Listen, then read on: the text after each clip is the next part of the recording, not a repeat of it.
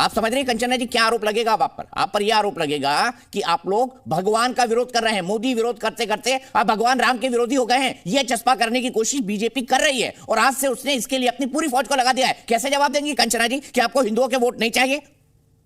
दीपक जी, आपने जब ये कह दिया कि क्या आपको हिंदुओं का वोट नहीं चाहिए, तो एक बात बहुत साफ हो गई कि ये आस्था का प्रश्न रहा ही नहीं। ये तो पूरी तरीके से राजनीतिकरण हो गया है। और रही बात राम जी की, तो राम जी के हम भक्त हैं और उनके उसूलों पर जो उनके आदर्श है, जो उनके नियम है, उनको हम पालन करते हैं। और जब हम राम जी की बात करते हैं तो दो चीजें बहुत महत्वपूर्ण हो जाती है। पहली बात, राम जी ने 12 वर्ष जब अपने वहां पर गुजारे और लास्ट 2 वर्ष में जब माता सीता जी का अपहरण हो गया तो वो छोड़कर उनको भागे नहीं, उनको लेकर वहां आए, रावण को परास्त किए। और दूसरा बात है कि वो यह कि उन्होंने जिसको जिसको हराया, चाहे वो बाली को हो या जिसको हराया, तो उन्होंने खुद कुर्सी नहीं ली। वो साफ दर्शाता है कि प्रभु राम किसी कुर्सी के लालच में नहीं थे, वरना वो वनवास पर नहीं जाते। लेकिन भगवान राम को ही सेंटर पर खड़ा करके कुर्सी पाने की जो कोशिश हो रही है, ये पूरा हिंदू देख रहा है। हिंदू जानता है, जो बचपन से प्रैक्टिस करता है वो जानता है कि जो मर्यादा पुरुषोत्तम राम है उनके आदर्श वसूल क्या है और जो भारतीय जनता पार्टी कर रही है इसका वसूल क्या है। सिर्फ साफ जाहिर है कि राजनीति कर रही है, या आस्था को बेच रही है, प्रभु राम को बेच रही है। इसको इनका खामियाजा भुगतना पड़ेगा 2024 में, ये कितनी भी कोशिश कर ले। ठीक है, जवाब देता हूं गौरव भाटिया जी। भगवान राम को बेच रहे हैं, आस्था को बेच रहे हैं, कुर्सी पाना चाहते हैं।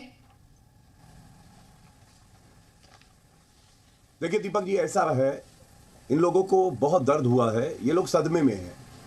हिंदुओं से नफरत करना तो इनका डीएनए है, इसलिए इनको कहने दीजिए। पूरा देश देख रहा है, पूरा देश इस वक्त राममय है। स्वर्णिम युग की शुरुआत हो रही है और ये कहना गलत नहीं होगा, जैसे जैसे बढ़ रहा है पूजन वैसे वैसे इनके चेहरे की बढ़ रही है सूजन। पहले कहते थे न्योता क्यों नहीं दिया, भाजपा का कार्यक्रम है क्या।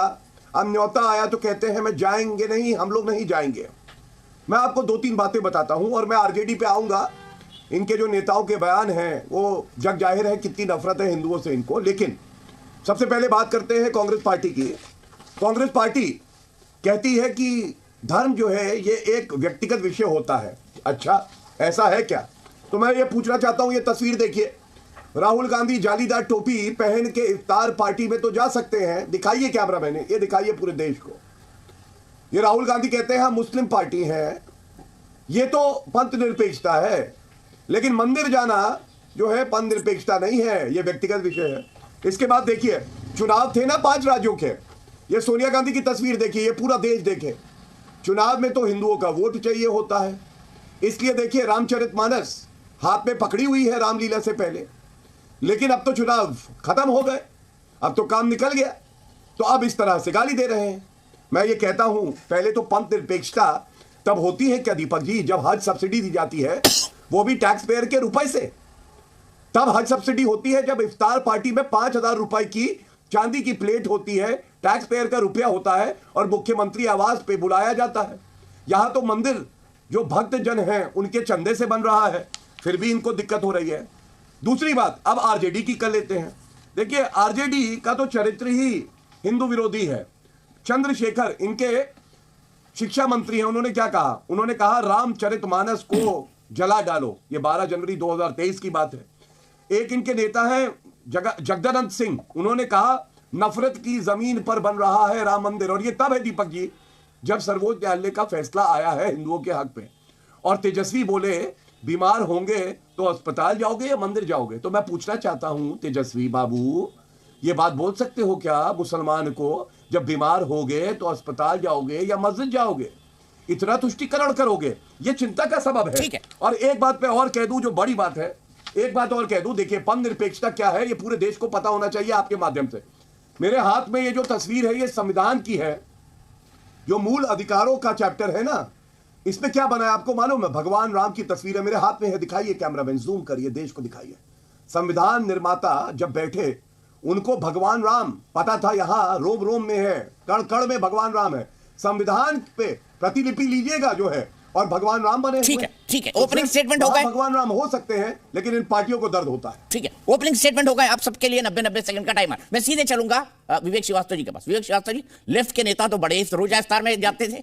यूएफ की जब सरकार थी यूनाइटेड फ्रंट की, तब खालिद हमारे जो इंदर कुमार गुजराल जी ने रोजा इफ्तार दिया था, उसमें मैं भी गया था और उसमें तमाम लेफ्ट के नेता भी थे। लेकिन मंदिर नहीं जाएंगे, रोजा इफ्तार में जाएंगे, ये क्या राजनीति है? बताइए विवेक श्रीवास्तव जी। नहीं, देखिए बात मंदिर और मस्जिद की नहीं है, बात कम्युनल हार्मोनी की है। एक बात को समझिए, इफ्तार की पार्टी में अगर राहुल गांधी चले जाते हैं या दीपक चौरसिया भी चले जाते हैं और शिरकत करते हैं, तो एक भंडारे में आप गए हैं, एक कम्युनल हार्मोनी की बात है। आप वहां पे फातिया नहीं पढ़ रहे, नमाज नहीं पढ़वा रहे और ना ही मौलवी बनने जा रहे हैं। दोनों के फर्क को पहले समझिए। तो अच्छा, जो प्राण प्रतिष्ठा में जाएगा वो क्या हो जाएगा भाई? यहाँ पर विवेक शास्त्री जी बताइए, जो प्राण प्रतिष्ठा में जाएगा वो क्या हो जाएगा? जी, क्या हो जाएगा? इस देश के अंदर अनेकों मंदिर हैं, अनेकों प्राण, मैं बता रहा हूं, इस देश के अंदर अनेकों मंदिर हैं, अनेकों जगहों पर भगवान राम की मूर्ति है, प्राण प्रतिष्ठाएं हुई हैं, लोग सम्मिलित हुए हैं, लेकिन इस पर्टिकुलर इवेंट में क्या खास है? क्योंकि ये भगवान श्री राम की जन्मभूमि का मंदिर है, जिसके ऊपर 500 साल से आंदोलन चल रहा है।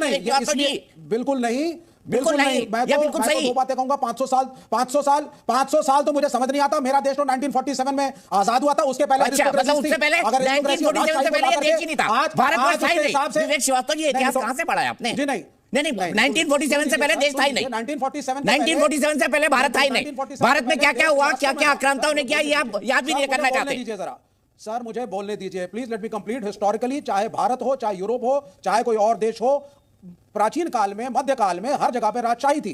चाहे यूनाइटेड किंगडम हो, वो भी राजशाही थी। तो राजशाही के किस्सों को लेकर के यहां पे आना, दलितों के खिलाफ अट्रॉसिटीज होती थी, अनटचेबिलिटी का कोई कानून नहीं था। कहां पहुंच गए सर? हमने प्रोग्रेस करी है। अरे वो भगवान राम का मंदिर है जिन्होंने शबरी के झूठे बेर खाए थे। और मैं जहां आपको टोक रहा हूं, आपका टाइमर हटा रहा हूं। ना एक मिनट, क्या आ गए विवेक श्रीवास्तव जी? अनटचेबिलिटी। अच्छा, लेफ्ट के नेता स्टार पार्टी में तो जाएंगे, भंडारे में जाते हैं क्या?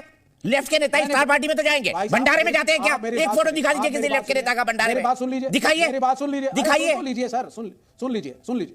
देखिए सुनिए, मैं आपसे कह रहा हूं, सीताराम येचुरी जी का जो लेटेस्ट ट्वीट है उसमें कहा है, उन्होंने स्पेसिफाई किया है लेफ्ट के स्टैंड को। राइट टू वर्शिप, जो राइट टू फेथ है आपका, वो आपका कॉन्स्टिट्यूशनल राइट है। लेफ्ट पार्टीज ने कभी नहीं कहा कि पूजा मत करो या मंदिर मत बनाओ। लेफ्ट पार्टीज ने कभी नहीं कहा। ये हमारा एक व्यक्तिगत पर्सनल चॉइस है कि हम एक एथिस्ट है या एक नॉन बिलीवर है।